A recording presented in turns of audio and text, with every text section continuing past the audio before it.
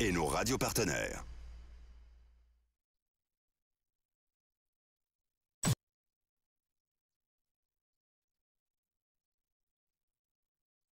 Vous voyez à l'écran notre invité ce matin, Dr Ousmane Kaba, il faut le rappeler, président du PADES.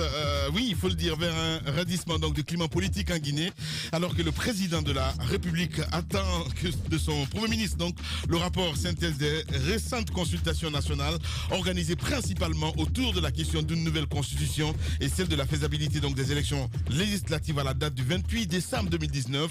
L'opposition menace de reprendre la rue les jours à venir pour, dit-elle, barrer donc la route à des manœuvres orchestrées donc par le camp présidentiel à l'effet donc d'offrir un troisième mandat à M. Alpha Condé. Le FNDC, le front opposé à ce projet, se réunit donc ce lundi à Conakry et pourrait donc annoncer la date de sa première manifestation de rue à cet effet. Pourquoi recourir donc aux manifestations de rue?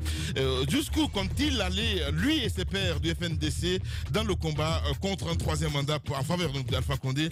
Dr Ousmane Kaba, il est le président de PADES, il est notre invité ce matin chez les grandes gueules. Dans la deuxième partie, on va revenir évidemment sur cette actualité sur laquelle nous revenons évidemment. Il s'agit donc de l'affaire Okoya avec cette question: cette eau est-elle mise en sachet dans une ancienne savonnerie située donc à Songfonia et se trouvant dans un état de dégradation extrême? La question agite les esprits depuis la diffusion sur la RTG.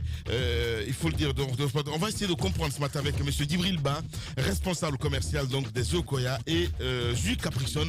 Il sera dans la deuxième partie avec nous dans ce studio. Mon cher Moussa Moïse, nous avons donc notre invité ce matin. Docteur Ousmane Kaba, bonjour. Bonjour. Rapprochez-vous un peu du micro. Bienvenue donc dans les grandes gueules. Merci. Alors, question toute simple. Votre parti politique, le PADES, comment se porte-t-il? Écoute, le PADES se porte très bien. Je dirais même très très bien. Parce que c'est un nouveau parti, il ne faut pas l'oublier. On n'a que 2 ans.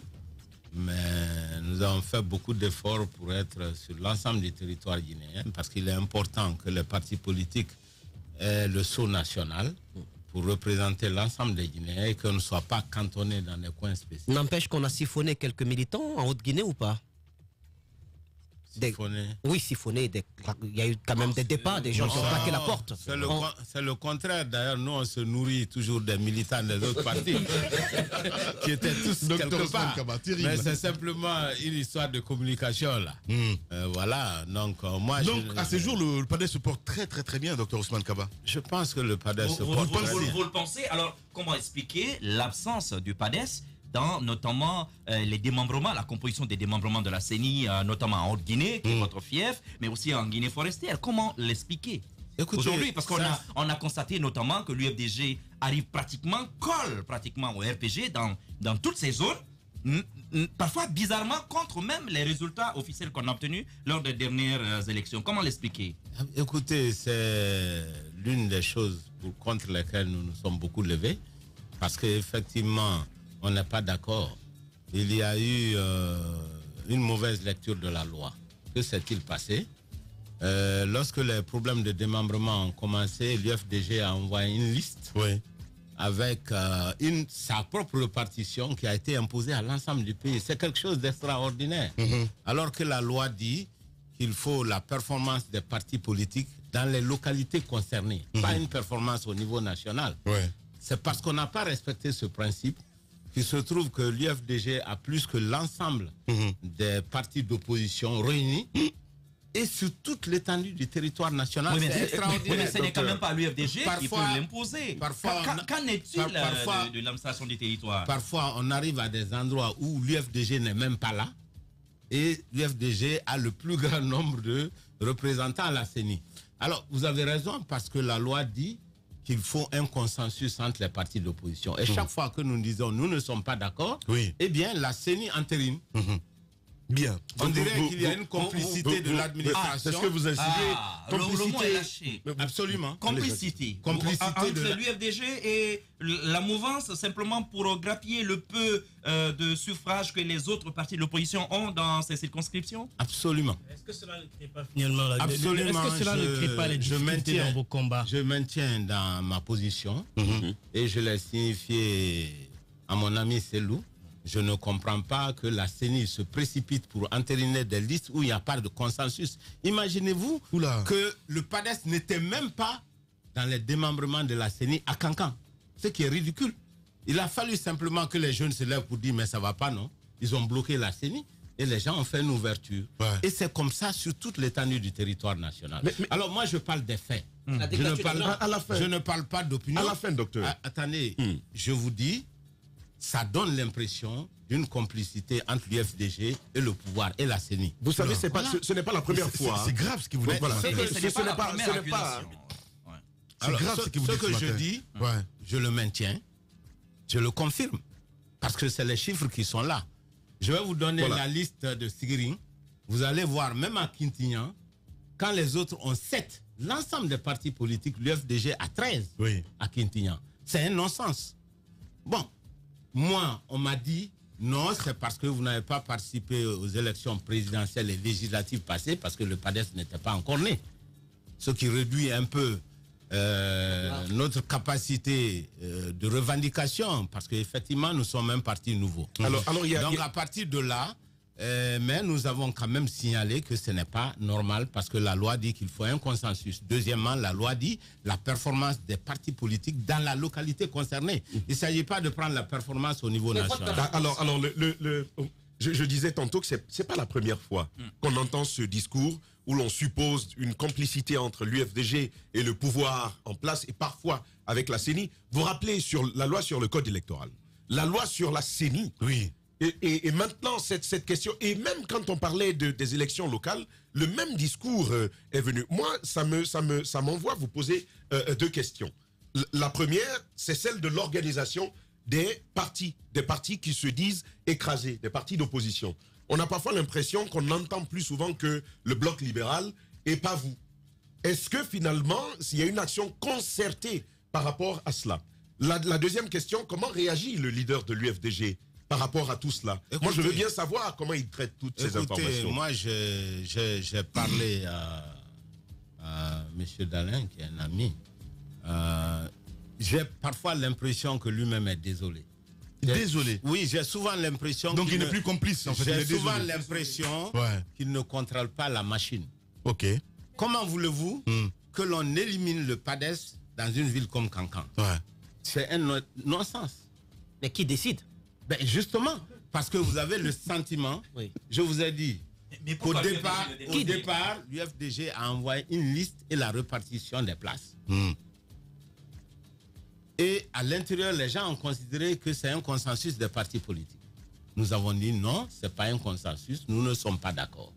La méthode de calcul qui donne beaucoup plus de poids à l'élection de 2015 présidentielle et à l'élection de 2013 des législatives, si vous donnez des pondérations très importantes à ça, les nouveaux partis comme nous qui sont venus et qui avons participé uniquement aux élections locales, il va sans dire qu'on sera éliminé.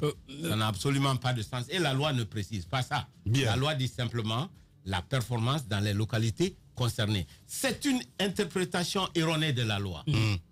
Voilà. La loi n'a jamais dit de donner telle pondération à telle élection par rapport à telle autre.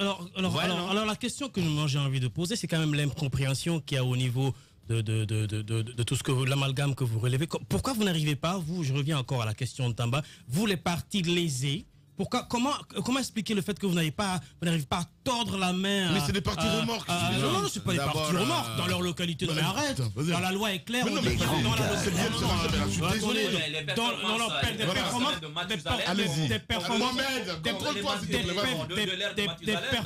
des performances dans la localité. On parle plus de partis. Exactement, on parle plus de partis remorques à ce niveau-là. Pourquoi vous n'arrivez pas quand même à tordre le bras et là sur Dalin Diallo pour que vous soyez rétablis dans vos droits? Écoutez, nous exprimons quand même... Est-ce que c'est au nom du combat commun que vous menez, que vous taisez de temps en temps, vous sortez sporadiquement, vous dites les choses, après vous rentrez en cage? Attendez. Les grandes gueules. Allez-y, docteur.